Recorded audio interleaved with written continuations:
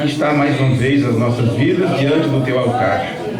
E antes de pedirmos qualquer coisa a ti, queremos pedir perdão dos nossos pecados. Apresentar diante do Senhor as nossas vidas, implorando tua graça e tua misericórdia. E somente com essa confiança diante da tua presença é que depois disso pedimos que o Senhor nos ajude a uma vez mais compreender a tua palavra. Que o Senhor coloque mais e mais em nossas vidas do amor que estava em Cristo Jesus. Aquele amor que só pode vir através do Espírito Santo, que é derramado em nossos corações. Nós imploramos teu perdão nesta hora, Pai querido. Não porque nós merecemos isto, mas porque sabemos, reconhecemos que sem a tua graça, sem o teu perdão, seremos consumidos, porque a tua misericórdia é a causa de ainda não termos sido consumidos. Pedimos que o Senhor sempre olhe para nós através do sangue derramado do Senhor Jesus Cristo, que é a propiciação pelos nossos pecados, para que assim possamos na tua presença estarmos brancos como a lã. Sabemos que temos falhado contigo, falhado com nós mesmos, falhado com as pessoas, e pedimos que o Senhor nos ajude a prosseguir, a dar mais um passo, porque não é nosso desejo, não é nossa intenção desistir da caminhada. É nossa vontade até o final, Pai. Ajuda-nos a prosseguir sempre em direção ao céu, sempre em direção à eternidade, onde está o Senhor. Ajuda-nos, ó eterno Deus, nesta hora, e que a meditação de tua palavra traga refrigério às nossas almas. Te pedimos estas bênçãos no amoroso nome de teu Filho Jesus, para a tua glória. Amém. Aleluia. O Senhor é o meu pastor e nada me faltará. É o que acabamos de cantar, não é mesmo? Tu és, Senhor, o meu pastor, e nada me falta, nada me falta. É muito bonito hinos que são inspirados, não é? Melodias que nos falam das Escrituras, que combinam com a palavra de Deus. Bom, amados, vamos ficar de pé um pouquinho para lermos então uma escritura, outra vez em Hebreus 11, já que estamos meditando na mensagem Fé, pregada por William Branham. E estamos lendo este sermão, fazendo alguns comentários, e eu creio que tem sido de ajuda para nós. Amém. Nós pregamos sobre o cristianismo não é um blefe, pregamos sobre fé e experiência. Hoje poderemos falar um pouquinho sobre experiência que acompanha a fé. E no outro culto nós lemos sobre Moisés. Lemos sobre Moisés aqui em Hebreus 11, onde fala sobre a natureza da fé. E vamos ler aqui a partir do versículo, são tantas escrituras. Versículo 6, vamos ler um pouquinho aqui, de Hebreus 11. Aleluia, glória a Deus. Sem fé é impossível agradar a Deus, pois quem dele se aproxima precisa crer que ele existe e que recompensa os que o buscam. Amém. Vocês estão lendo aí, e é galardoador de todos aqueles que o buscam, não é? A culpa disso é o irmão Gleitos. Ele me presenteou com essa Bíblia há um bom tempo, né, irmão Gleitos? Amém. De vez em quando eu gosto de ler com ela também.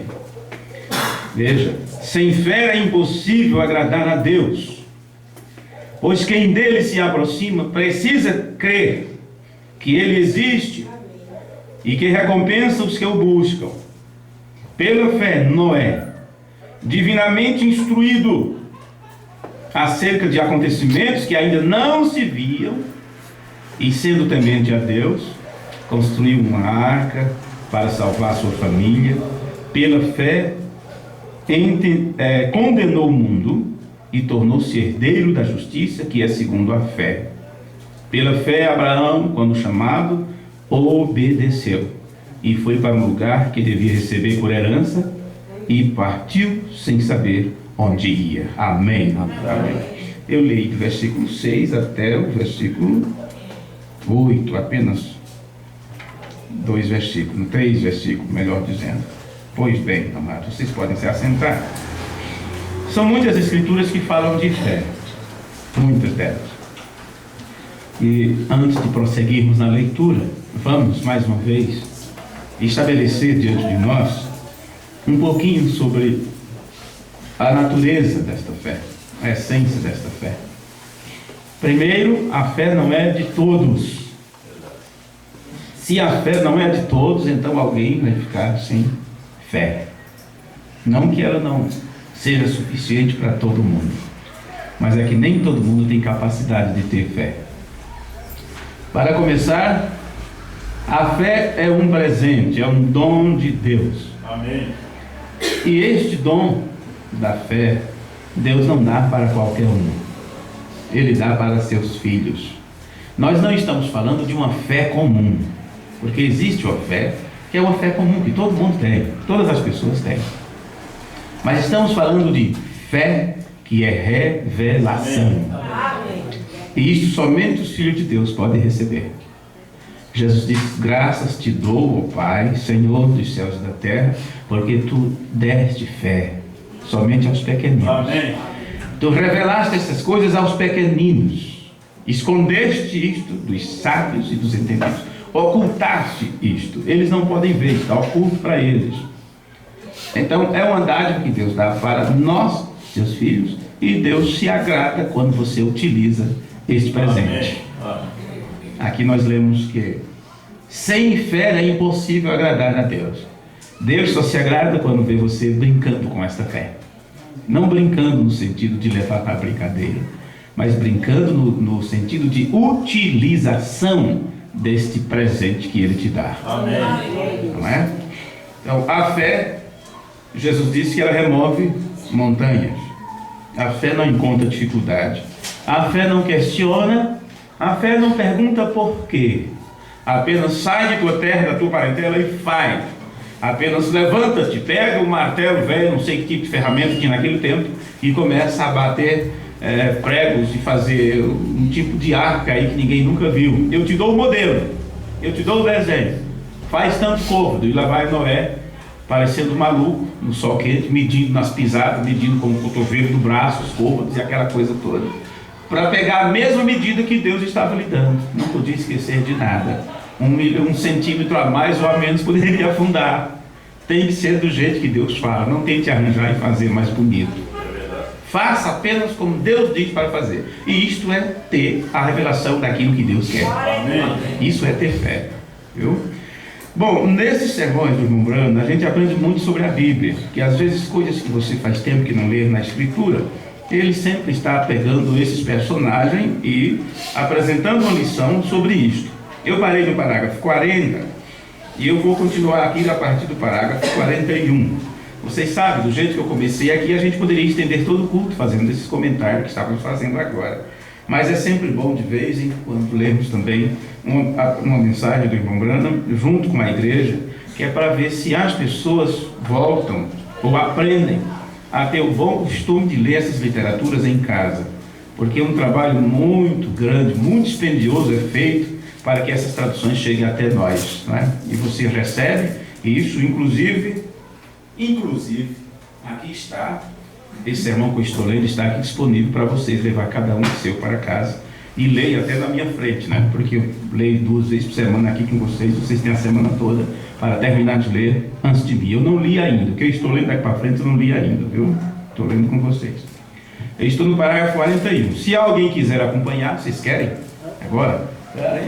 Irmão, já entreguei aí para o pessoal, porque nós vamos lendo, eles vão acompanhando. Vamos ver se eles conseguem parar onde eu paro. Você vira aqui, né? Aqui está. Em boa parte, se olhar para Minas Gerais, para outros irmãos, tudo. Pois bem. No parágrafo 41, que está na página 8, aqui está assim: aqui está um homem velho. Esse é o comentário anterior que falávamos sobre Moisés. 80 anos de idade, barba pendurada até a cintura. E na manhã seguinte, o encontramos na estrada ao Egito, onde ele era procurado por assassinato. Você sabia que Moisés cometeu um assassinato? Você sabe o que é matar um homem hoje? Tem você coragem de tirar a vida de outra pessoa? Assim do nada, sangue frio, sangue quente, ou seja o que for? Você pensará muitas e muitas vezes: Às vezes você até pensa, como eu já pensei, arquitetei. O irmão Miratã que não deixou. Mas sempre tem um camarada para atrapalhar com a coisa, né? Graças a Deus por isso. Viu? Mas você já pensou em tirar a vida de alguém? Isso te dá até temor, né? Te dá aquele temor, aquele receio, misericórdia. Não temos o direito de tirar a vida de quem quer que seja. Moisés tirou a vida de um homem. Ele não suportou vendo um de seus irmãos apanhando. Ele não suportou ver um da sua descendência, da sua raça, vamos dizer assim, sofrendo humilhações. Então ele foi e o matou. Ele foi perseguido, ele fugiu do Egito porque cometeu este assassinato. Mas agora ele estava voltando, viu? Ele não estava com medo de ser preso, não. Ele era procurado por assassinato, descendo ao Egito para conquistar. Você poderia imaginar esta cena? Olhe só o que a fé faz.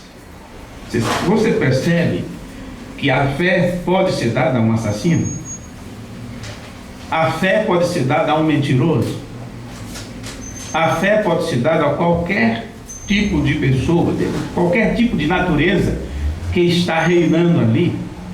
Tudo depende se esta pessoa é um predestinado por Deus e que antes da fundação do mundo foi escolhido para ser um vaso nas mãos do Senhor.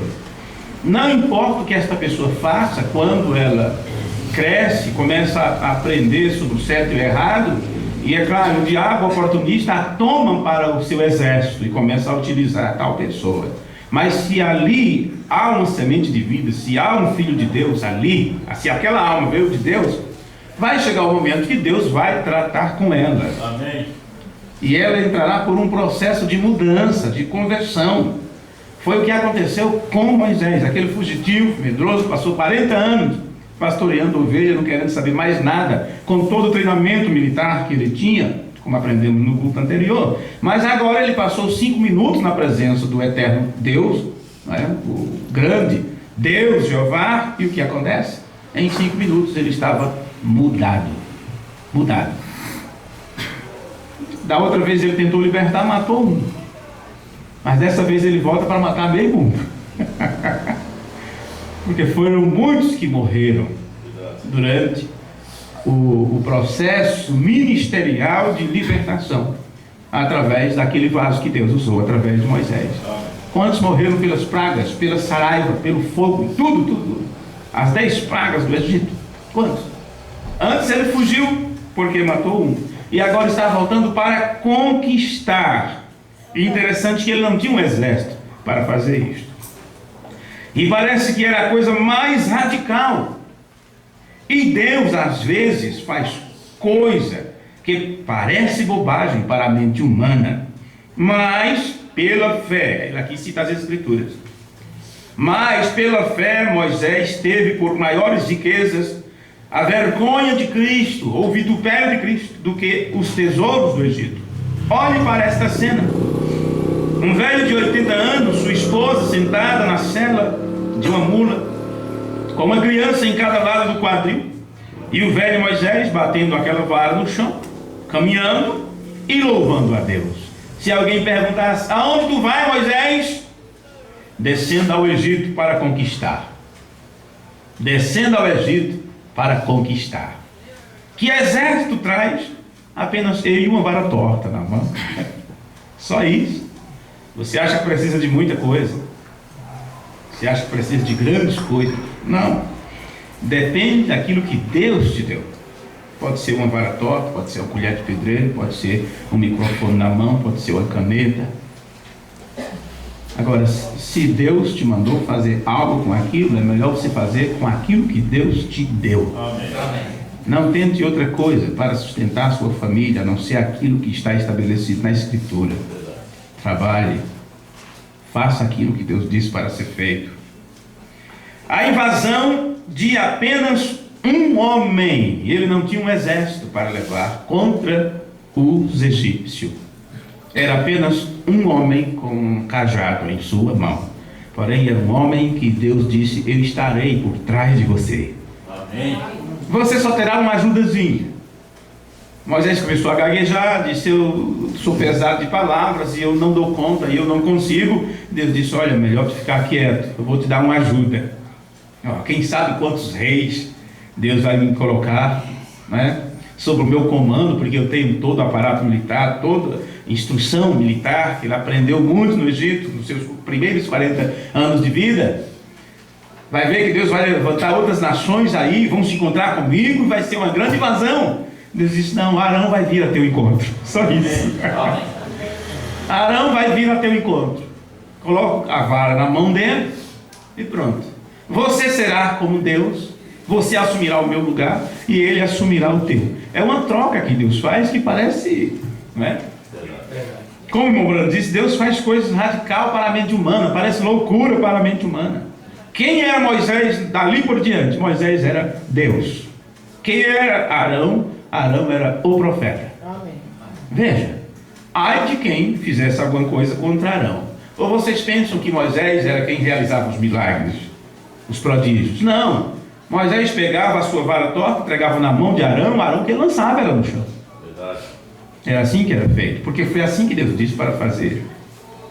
Não tente fazer diferente do que Deus se diz para fazer, em sua palavra, que não vai ter êxito. A invasão era apenas de um homem. E por quê? Ele teve fé no Deus com quem ele havia tido experiência. Aí que está a situação. Ele teve experiência. E a experiência, ela segue a fé. Do mesmo jeito que os sinais seguem aqueles que creem. Não é assim? Amém. Não é aqueles que creem vai seguir os sinais. Eu vou correr onde tem sinais. Eu vou para tal lugar porque lá tem sinais. Não é assim que a Bíblia diz. A Bíblia diz que o sinal segue aquele que crê. Amém. Você não anda correndo atrás dos sinais. Você apenas viva uma vida cristã, obedeça a palavra de Deus e os sinais seguirão você.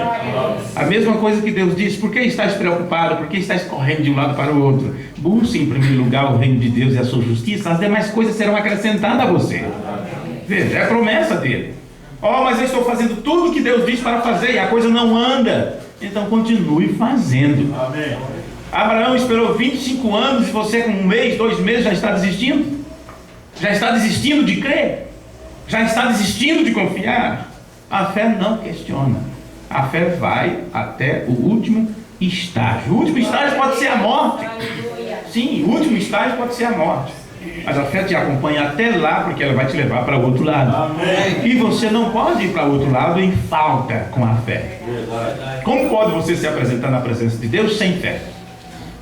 Sem ter essa convicção, sem ter essa certeza daquilo que Deus é.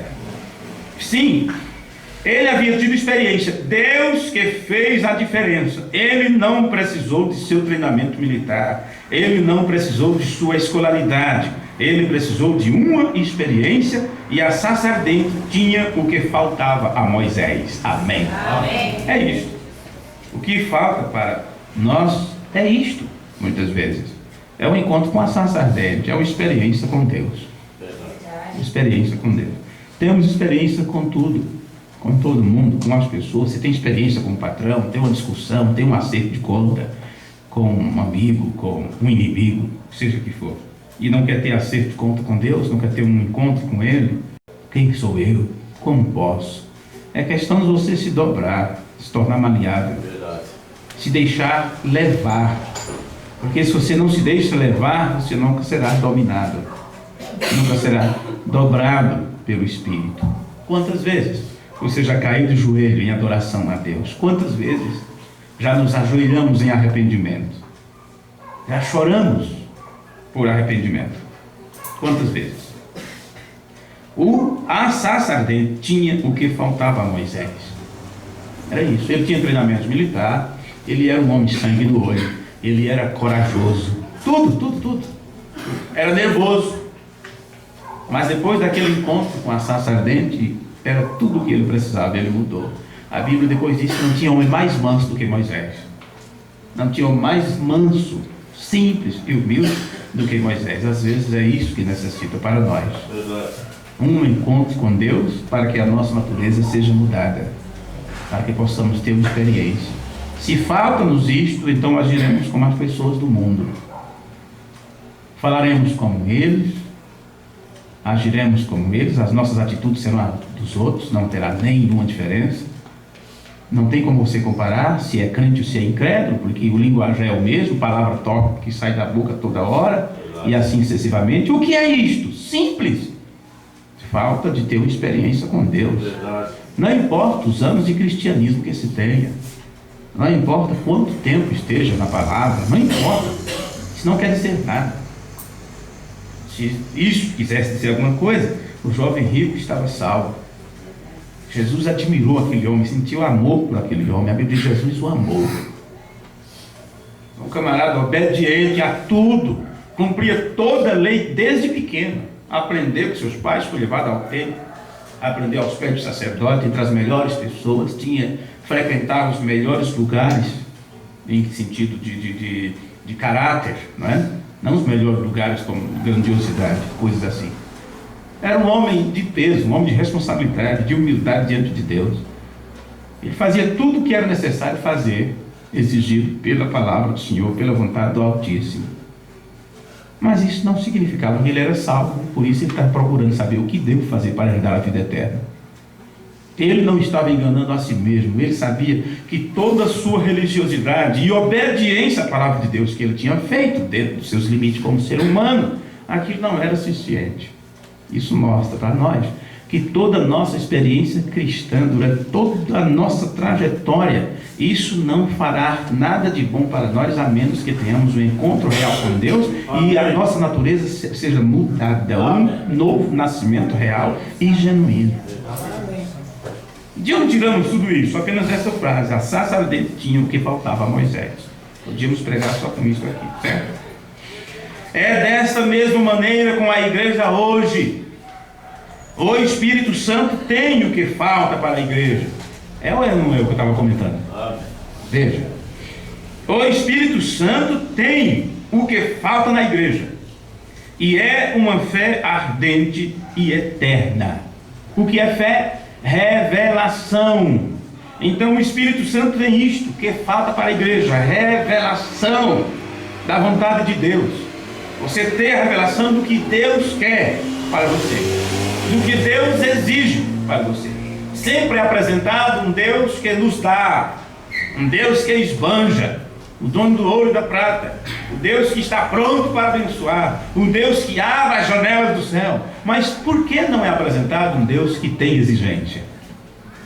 Anda na minha presença e ser perfeito. Amém. Foi o que Deus disse para Abraão. Se Deus disse isso para Abraão, você acha que para nós é diferente?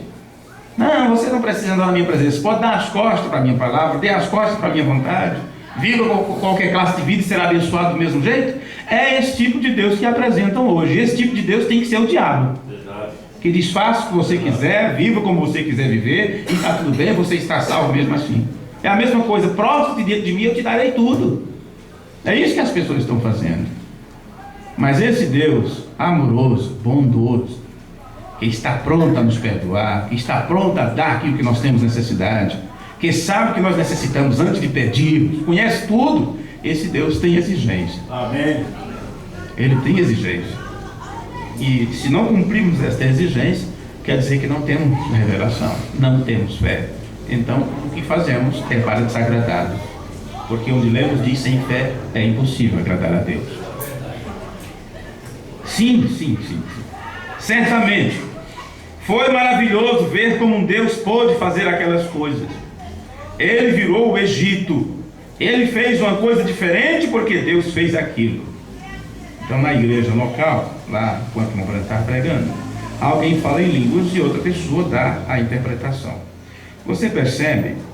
Não sabemos quanto tempo durou esta língua, esta manifestação, aquele culto.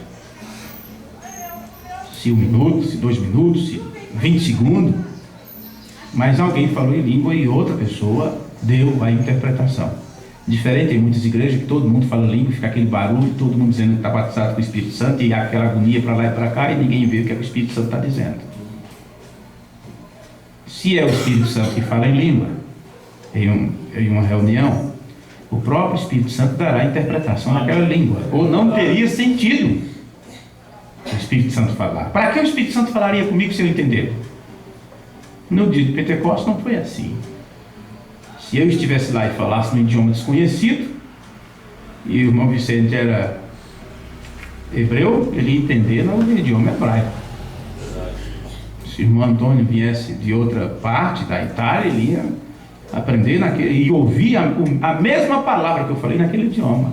Se tinha ali 10 nações, 10 idiomas diferentes, adivinhe, desde a Torre de Babel, onde houve a confusão de línguas, se tivesse ali 10 ou 20 pessoas com idioma diferente, cada um ia entender no seu próprio idioma. Digamos, se aqui tivesse pessoas de várias nações, e eles estivessem falando esta palavra, então quem fosse espanhol entenderia no espanhol, quem fosse inglês entenderia no inglês, quem fosse japonês entenderia no kikikikikikiki, e sabe, assim, como o Espírito Santo fazia a tradução literal e simultânea para todo mundo. Então esse dom de língua que temos por aí é diferente do que aconteceu no Pentecostes, vocês concordam? É diferente. É diferente. Então, se há um dom de língua, tem que haver uma interpretação. Paulo disse, se não houver isso, então que a pessoa fale sozinho com Deus, né? Para que não haja confusão. Mas tem outra coisa que eu quero observar aqui com vocês, né? Principalmente aqueles que pegaram o texto. Você percebe que depois desse dom de língua, ou depois dessa... alguém fala em língua, né? E outra pessoa dá a interpretação. Isso aqui, quem colocou isso foi o tradutor, foi quem fez a edição do texto, né? Do áudio e tal. E viu e ouviu o acontecimento na igreja. Então ele colocou entre parênteses, dizendo que naquele momento alguém então deu uma língua para a interpretação. Depois disso, Mombrana só diz, bendito seja o Senhor, descendo para conquistar, e ele conquistou. William Branham continuou a pregação. E você sabe por que isso? Porque também o Espírito Santo é ordenado, e a pessoa que tem o dom, ela necessita ter um certo controle sobre isso, porque não é momento de falar em língua quando o Espírito Santo já está falando do púlpito. Verdade. Você percebe que essas coisas têm que ser observadas? Se Deus está falando da plataforma, através da palavra, da administração da palavra, Deus não vai entrar em desacordo. Deus não vai entrar, levar o povo em confusão e fazer o pregador parar para o outro levantar com dom de língua. Isso também tem que ser ensinado às pessoas. Então, para isso, se tinha nas igrejas que têm os dons e manifestações, pessoas que têm esses dons espirituais, eles se reúnem antes do culto, entram em oração, porque se Deus tiver algum recado para a igreja, então naquela hora Deus fala, outro interpreta, tem ali alguém para julgar, com discernimento, para julgar se aquilo é de Deus ou não, e assim sucessivamente. Então se leva aquilo para a igreja. Não na hora do culto, o pregador está parando, está pregando, ele tem que parar seu pensamento para que uma pessoa fale em línguas. Então essa pessoa deveria, como está dizendo, como é que diz a Escritura? O espírito quem lembra? É sujeito ao profeta. Sujeito ao profeta. O espírito da profecia, o espírito do profeta é sujeito ao profeta. Em outras palavras, tem que saber a hora de falar, não é somente chegar e falar, não. Então, e o Lebrano explicou isso para a igreja. Porém, aconteceu, ele só disse, bendito seja o Senhor. E você percebe que nessa parada que ele deu, ele continuou o mesmo pensamento anterior. Descendo para conquistar, e ele conquistou, porque ele tinha uma experiência que Deus ainda vivia. Amém. Agora, se está tratando de conquistar, e se hoje nós temos esse mundão aí, esse Egito, que sempre está tentando nos escravizar, dizendo que você já saiu de lá, sendo que você já saiu de lá. Então, o que você tem que fazer é ter uma experiência com Deus, sustentar, ser uma experiência sustentável, né? Sustentabilidade experiencial, olha que nome, nem sei se existe. Estou criando palavras agora, que é isso. Mas assim, manter essa experiência com Deus, porque aprendemos no segundo culto sobre, tem muitos que não estão retendo a fé, manter esta experiência de revelação com Deus, para poder conquistar. Porque se esta experiência for quebrada, rompida, se essa sua familiaridade com o trono da graça, se isso de alguma forma for atrapalhado, você vai continuar sendo vencido pelo Egito, vencido pelas coisas do mundo. Porque quem saiu do Egito trouxe o Egito na mente. Não sou mais mundano, sou crente, sou cristão, mas está aqui na tua mente ainda. Eles começaram a desejar as coisas do Egito quando estavam na caminhada para a terra prometida. Isso pode acontecer com qualquer um de nós. E você tem que conquistar isso. E você só conquista isso se você conseguir reter a fé. Sim, porque ele tinha uma experiência que Deus ainda vivia. Se Deus ainda vive em nós, se você tem esta revelação, vimos no culto anterior que o diabo é um blefe, ele já foi vencido. Amém. Ele foi vencido, mas Deus continua o mesmo ontem, hoje e eternamente. Então o problema é que nós damos vida. Damos vida a esse que foi vencido, damos força a ele, damos muita ênfase para o que ele faz quando ele encontrou matéria fraca para utilizar. Porque se o diabo é um espírito, ele não pode fazer nada a menos que você o permita fazer. Ou você pensa que ele vai forçar. Deus também não força quem quer que seja. Deus é espírito. Amém. E ele diz: olha, eu estou batendo na porta, você não quer abrir para mim entrar? Você vê que ele não chuta a porta, ele não quebra a fechadura, ele bate na porta porque ele é educado. Amém. É educado. Mesmo quando ele grita conosco, ele é educado. Amém. Porque ele não está fazendo nada a não ser nos lembrar o que ele já disse em sua palavra. Okay? Abraão, ele entra agora para outro personagem. Abraão, vindo da Caldeia, a terra de Ur, e depois de ter encontrado a Deus e ter uma experiência, ele pôde chamar aquelas coisas que não eram como se já fossem, porque ele tinha conversado com Deus. Simples assim. Conversamos com todo mundo, e pessoas com quem você conversa, elas se tornam parte da tua vida. Você lembra de conversas que você teve com pessoas que você só encontrou uma única vez, mas quando você conversa, você entra em contato com o espírito daquela pessoa, com a essência daquela pessoa, e aquilo fica guardado em você. Você poderia agora puxar para a sua memória e recordar de fato de muitos anos atrás de alguém que você conversou poucas palavras em algum lugar, trouxe alguma afinidade, trocaram experiência, boas ou ruins. Agora, se não temos isto com Deus, como podemos depois querer alguma coisa ou provar que somos isto e aquilo, se nós não conversamos com Deus? Verdade. Conversamos com todo mundo, gritamos com criança, com isto e aquilo, reclamamos da nossa vida para as pessoas, contamos o que está ruim, o que está faltando, a luta, é tanta luta, meu irmão, é isso, é aquilo. É para Papai do Céu que devemos conversar. Amém. É com Ele que devemos ter o maior papo, é com Ele. Amém. A maior conversa temos que ter é com Deus. Ele gosta de nos ouvir. Amém. Ele ama conversar conosco. Mas às vezes quando vamos conversar com Deus, ou achamos que vamos conversar com Deus, falamos tanto, reclamamos tanto, pedimos tanto, e não paramos para ouvir a resposta dele. Não é um monólogo, tem que ser um diálogo. Você tem que falar e esperar Deus falar de volta contigo. E esta conversa, né, esta conversa de Deus com você, pode demorar um pouco. Pode demorar um pouco. E a demora é porque Ele conhece teu coração. É porque Ele sabe o que você precisa. Ele sabe que você está buscando de coração.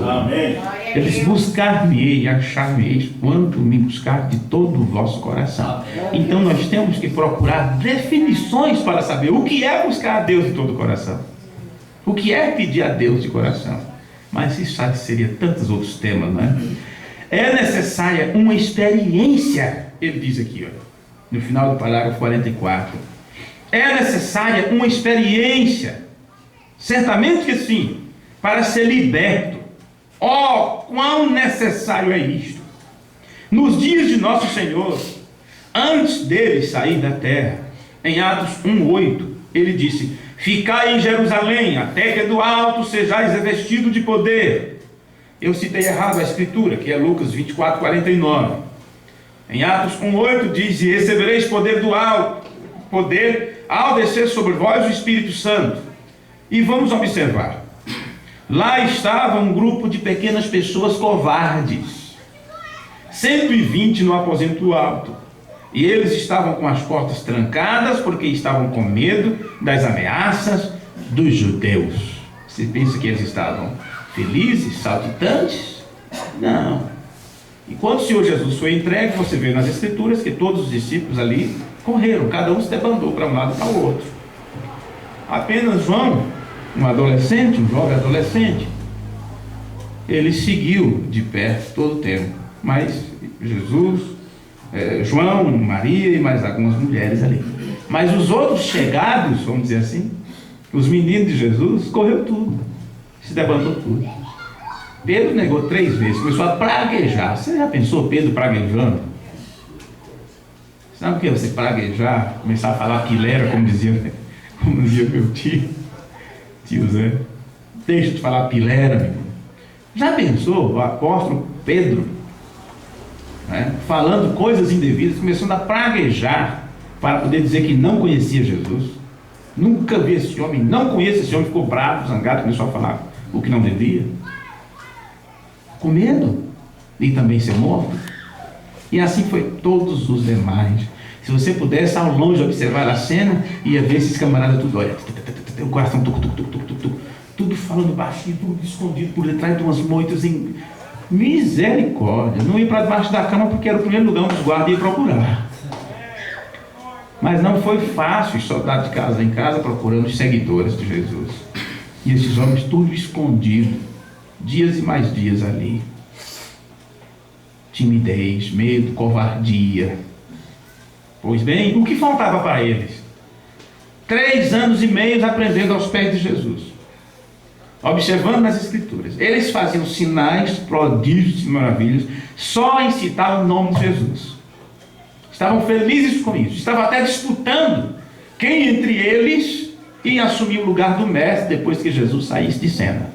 Parece que estavam querendo já que Jesus morresse mesmo. Quando o Senhor se ir, porque ele também sempre estava dizendo que logo ia sair de cena, quem de nós vai se assentar? Quem de nós vai estar nos primeiros lugares? E Jesus observava cada um das suas atitudes, olhava como eles comiam, olhava como eles tratavam um ao outro, viu? Não era coisa boa que eles tratavam, não. Ou Jesus não teria instituído o lava-pés. E a forma da ceia, momento de divisão, de partilha, de dar um pedaço de um para o outro, e participar da mesma coisa, sem pressa, com tranquilidade, com mansidão. E aí instituiu o lava-pés depois, para que nenhum deles se achasse maior que o outro, ou melhor que o outro, ou mais santo do que o outro, porque não existe isso entre nós.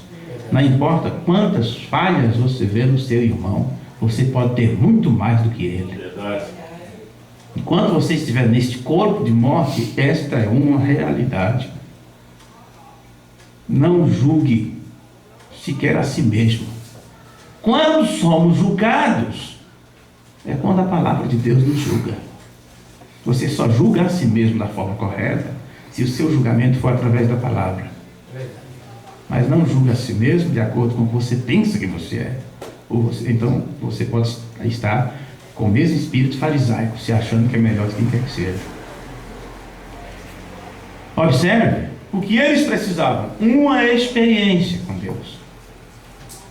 Eles eram covardes, estavam amedrontados. Lá estava, vamos voltar à leitura, lá estavam pequenas pessoas covardes, 120 no aposento alto, e eles estavam com as portas trancadas porque estavam com medo das ameaças dos judeus. E então de repente lá veio um som do céu, como um poderoso vento veemente, e encheu toda a casa onde eles estavam. Eles estavam com medo alguns minutos antes daquilo, mas depois estavam todos eles na rua magnificando e glorificando a Deus. Eles tiveram uma experiência que os colocou em fogo, que podia queimar o mundo inteiro naquele dia. E eles tiveram uma experiência. Isso é o que precisamos. A experiência acompanha a fé. Amém. Amém. Amém. Depois que eles tiveram essa experiência, eles não tiveram mais medo. Não importa obedecer a Deus que os homens. Amém. Glória a Deus. Aquele homem que começou a praguejar diante de um criado, diante de uma mocinha, dizendo que não conhecia Jesus, dali por diante enfrentava o sinédrio, enfrentava reis, enfrentava monarca, o que fosse. Enfrentou a crucificação sem medo, sem problema. Amém. Assim foi todos os outros.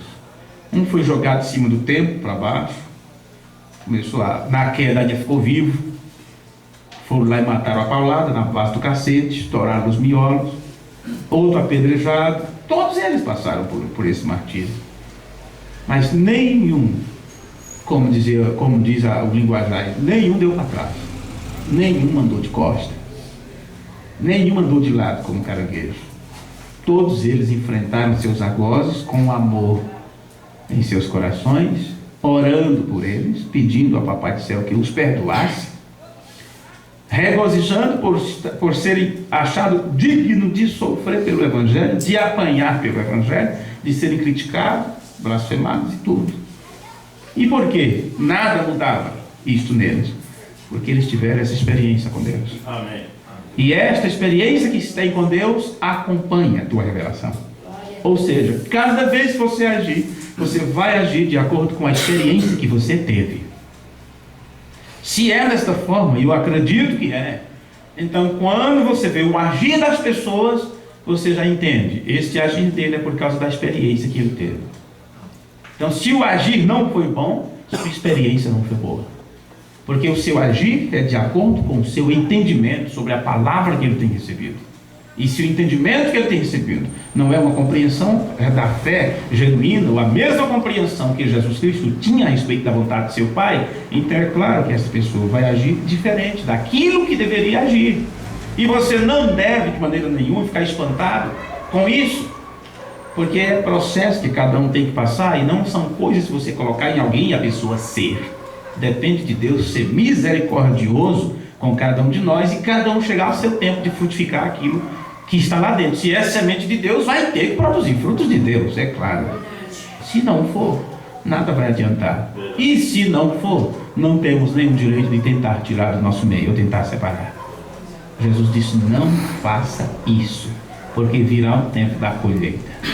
No tempo da colheita, então, será separado. Palha para um canto e a semente para outro. Então, é melhor nós nos cuidarmos e sermos semente. Amém. Você vê? A experiência acompanha a fé. Claro, quando Filipe encontrou o Senhor Jesus e o viu falar com Pedro, que o seu nome era Simão, e lhe disse quem ele era e qual era o seu nome, e falou qual era o nome de seu pai. Foi depois que Filipe viu isto ser feito que ele encorajou Natanael. Quando ele o encontrou ajoelhado orando, foi depois que Natanael veio à presença de Jesus. E quando ele veio, Jesus disse: eis aí um israelita em quem não há dolo. Em outras palavras, uma pessoa em quem não há engano, não há variação, é uma pessoa correta. Eis aí um homem sincero em seus feitos. Eis aí um homem de atitude correta diante de Deus e dos homens. E ele perguntou: mestre, onde me conheces? Sabi, onde me conheces? Em outras palavras, é a primeira vez que nos encontramos, nunca te vi antes. Ele disse: antes que Filipe te chamasse, eu te vi, quando você estava debaixo da árvore. Amém. Glória a Deus. Foi depois desta experiência que ele pôde cair aos pés dele e dizer: tu és o Filho de Deus. Tu és o Rei de Israel. Foi depois que ele viu o mover e o trabalho do Espírito Santo naquele homem que ele reconheceu que era o sinal do Messias. Amém. Eu encerro esta parte por aqui, porque é um tema para o próximo culto, reconhecendo o sinal do Messias. E para isso é necessário ter fé. Que o Senhor nos ajude e nos abençoe uma vez mais. Oremos. Grande Pai e eterno Senhor, humildemente diante de Ti estamos nesta hora, agradecido pela dádiva que Tu tens nos dado. Obrigado pelo dom da fé, pela revelação em Tua palavra. Que o Senhor ajude cada um dos Teus filhos.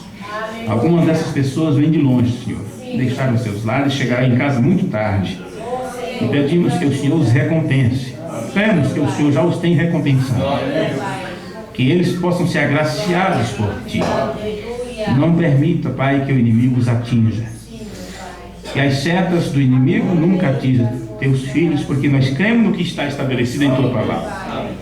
Como diz o Salmo 91, que as setas envenenadas do maligno não possam atingir nossos lares, nossa mente, nosso coração. mas que possamos estar cheios da tua glória e rechaçar todos os dados inflamados do maligno. Pedimos misericórdia sobre as nossas vidas nesta hora, para a parte do culto que se aproxima. E pedimos que o Senhor dê uma bênção especial para aqueles que têm necessidade de cura para seus corpos físicos nesta hora. Oramos pelos irmãos que ficarem em seus lares por motivo de enfermidade. Pedimos que o Senhor os cure e os abençoe e dê a eles paciência para que eles possam saber esperar no Senhor e levar adiante suas vidas sem descrer na tua promessa, porque é pecado não crer. Então que o Senhor coloque o dom da fé nesses corações uma vez mais e nos perdoa, Pai bendito. Estamos em falta e em necessidade. Tu podes suprir nossas necessidades e nos purificar de todo mal, de todo pecado, de toda injustiça. Confiamos inteiramente nisto, na tua graça, na tua misericórdia.